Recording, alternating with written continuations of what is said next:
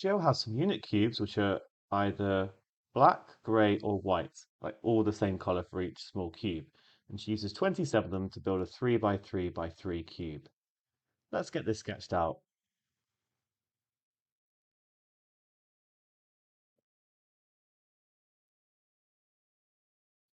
Then I'm going to divide it into its different parts.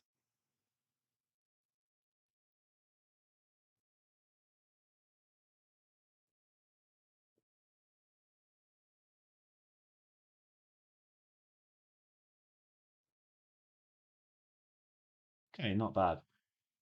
So what this question is getting at is that we're trying to have the surface to be exactly 1/3 black, 1/3 grey, 1/3 white, but we can use different numbers of black cubes to achieve this. For example, if you put a black cube here, then it's automatically coloring 3 squares on the cube. Whereas if you put it, say, in the middle, don't forget about the middle, by the way, then it actually won't have any effect whatsoever.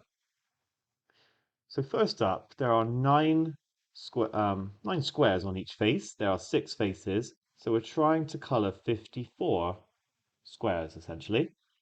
Because we're coloring them the same, or all the same amount, black, grey, or white, then it's going to be 54 divided by 3, which is 18. We need to color 18 squares black, basically. And then we're going to investigate finding the smallest possible number of black cubes to use and the largest possible number. Right, let's start with the largest.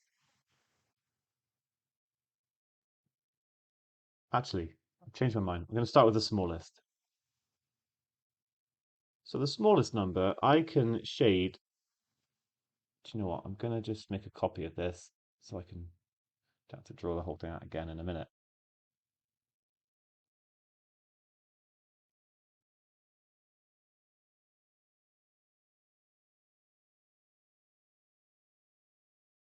Right, the smallest number then. So I can put them in the corner, and I'm already up to 3. And this corner I'm up to 6. Okay, now I've got, if I do all this, I've got 9, 12, 15, and 18. Every time I put one in the corner, I get 3 squares shaded. So 6. And you might not even need to do that. You might be able to just say, hey, I need to do 18 divided by 3, so 6. That is the smallest number of black cubes.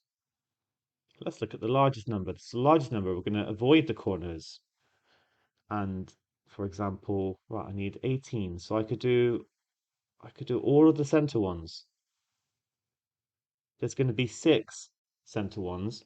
So I've got 6 cubes so far, and that is going to give me 6 squares. I can also, so 6 are in the center. I'm just going to sort of say this so I can keep track.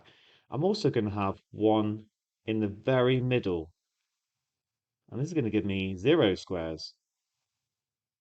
So I'm left to find another 12, and I can do this in purple now. I can't really, I definitely want to avoid the corners, but I can't avoid having to sort of take 2 at a time now. So that will be another one. That will give me 2.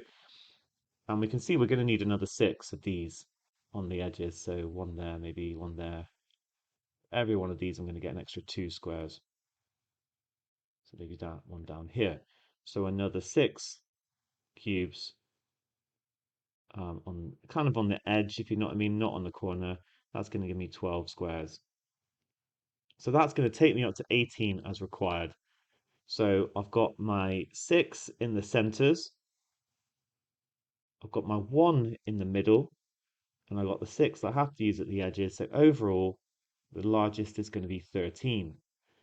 And therefore, the largest, the difference between the largest number of possible black cubes used and the smallest is going to be 13 minus 6, which is 7.